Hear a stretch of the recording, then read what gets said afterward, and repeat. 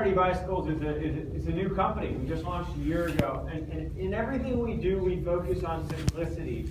And so whether that's in our engineering or in our marketing or in our communications, we focus on simplicity. So I'm going to talk a lot about how we really focus on keeping things simple in everything we do and how that integrates into the entire experience we provide at Priority Bicycles. So my name is Dave. I'm the founder and CEO of Priority Bicycles, and let me take you on a little bit of our journey. But before I go there, let's just talk about some of the exciting things that have happened most recently. So we launched the company just this past July. It hasn't even been a year since we launched. We did a 30-day Kickstarter campaign. I'm sure most of you know what Kickstarter is. It's a young enough crowd. So, we had a goal of raising $30,000. We wanted to see if this concept of simpler bicycles was a good idea. And we wound up in 30 days raising $550,000 and selling over 1,500 bikes sight unseen in that 30-day period. We actually went 18 times our goal and received our goal of $30,000 in just about 2 hours. So it was a really successful campaign. Since then, we've expanded to fleet and corporate programs. We're in a number of corporate offices right now. We're partnering with a number of major hotels, and hopefully you'll be seeing our bikes in a lot of different places as we grow forward. We're also now shipping internationally and trying to expand our business into other areas of the globe.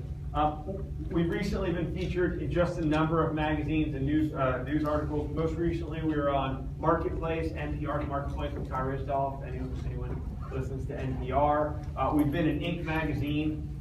Popular Science has given us a lot of accolades for our engineering, and at the same time, GQ has called us one of the most lust-worthy holiday gifts for this last Christmas.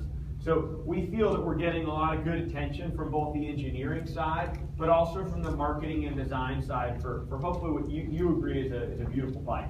So where did I come from and how did I get to where I am? I grew up working in bike shops. So when I was in high school, I was a bicycle mechanic. I turned wrenches. I loved it. What I quickly found, though, is that my skill set was better spent in front of the counter, working with customers to figure out what the right bike for them was. Because customers, even way back when I was in high school, would come in confused on what they should buy. And I always felt that we had to make options for people simple. What type of bike riding are you going to do? Let me show you one option and show you why it makes sense. I'm not going to show you 30 options. I'm going to try and keep it simple for you. From there, I went to work for a company called Bike-A-Log. Bike-A-Log is a database program for bike shops. It helps bike shops have all the access of all the data the bike industry has at their fingertips. So once a month, we sent around 7 floppy disks, people know what floppy disks are, to every bike shop in the country. They would load all 7 disks in to be able to access our database. From there, we built an e-commerce exchange back in the early 2000s, and that was my first real run at designing software, which was an absolute and total disaster, along with most other technology startups in the year 2000.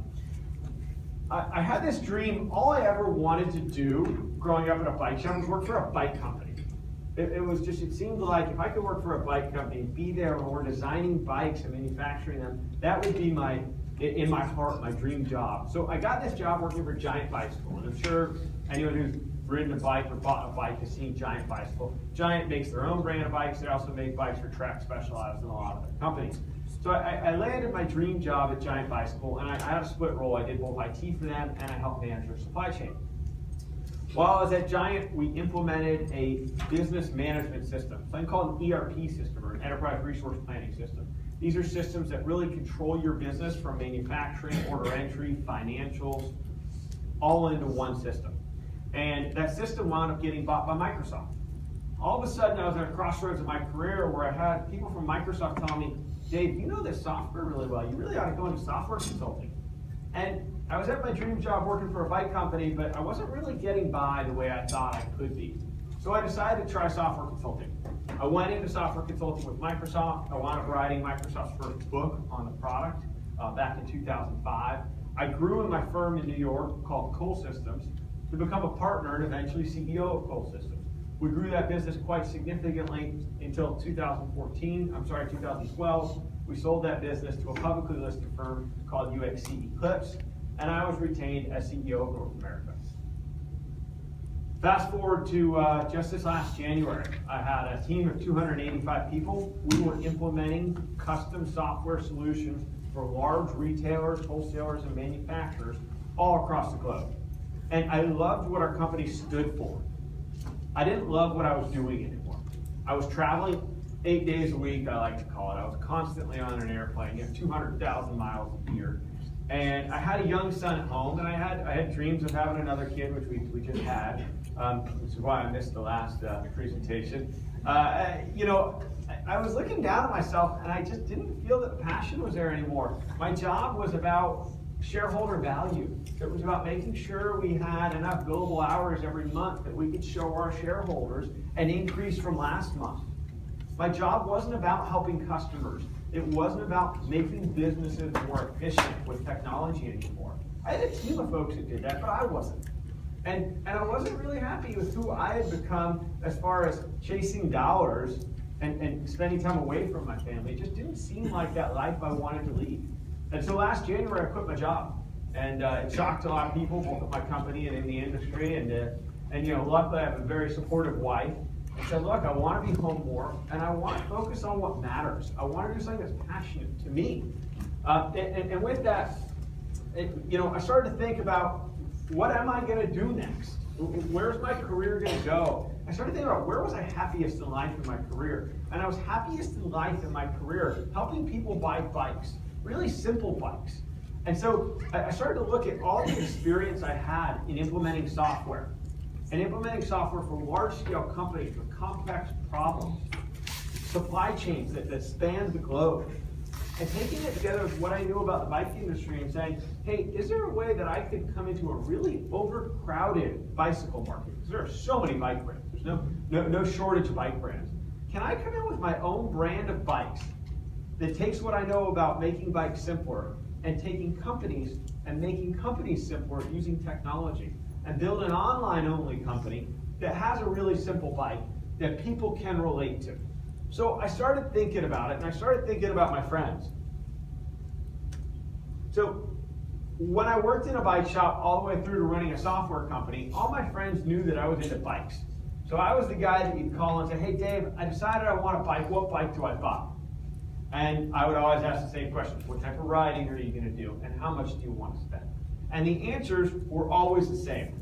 I work 3 miles from home. I just want to get to work and not be stuck in a car.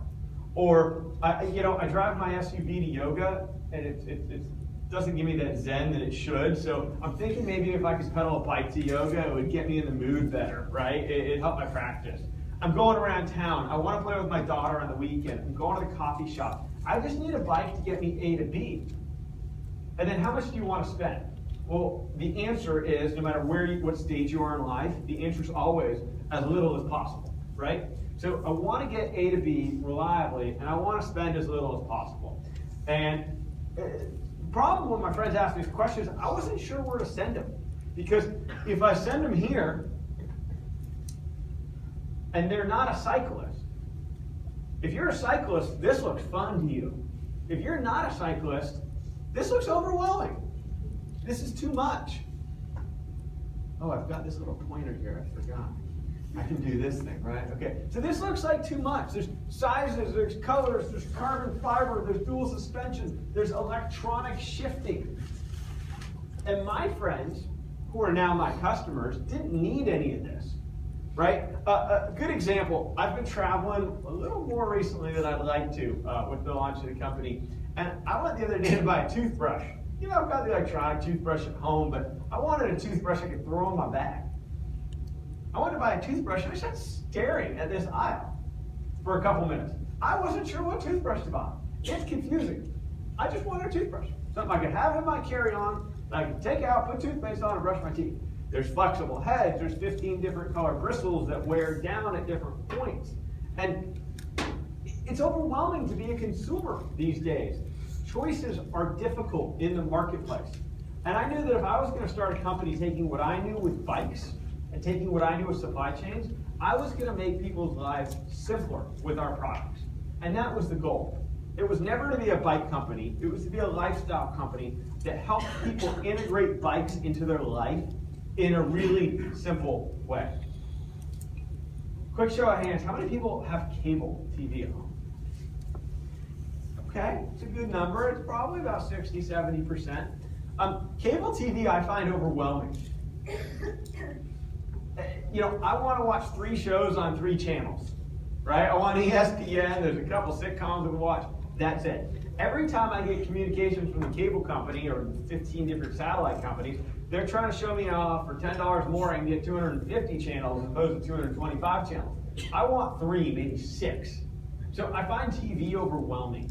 I find that what we're doing as a culture is we're trying to innovate features and trying to show that Verizon has more channels than Time Warner, and that my toothbrush has an indicator bristle that yours doesn't and a more flexible head. People just want to watch their couple shows and they just want to brush their teeth at night, hopefully in the morning too. So, bringing it back to bikes, I kept looking at the market and seeing what are the options that my friends have to buy a bike.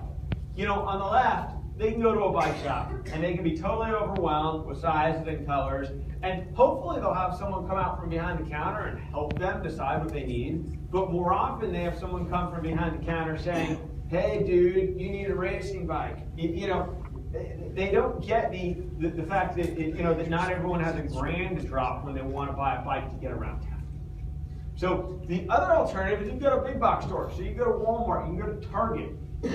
Great places to buy underwear. I don't think they're great places to buy bikes, my opinion. The bikes are cheap lookalikes. For $150, you can buy a bike that looks like the $1,500 bike.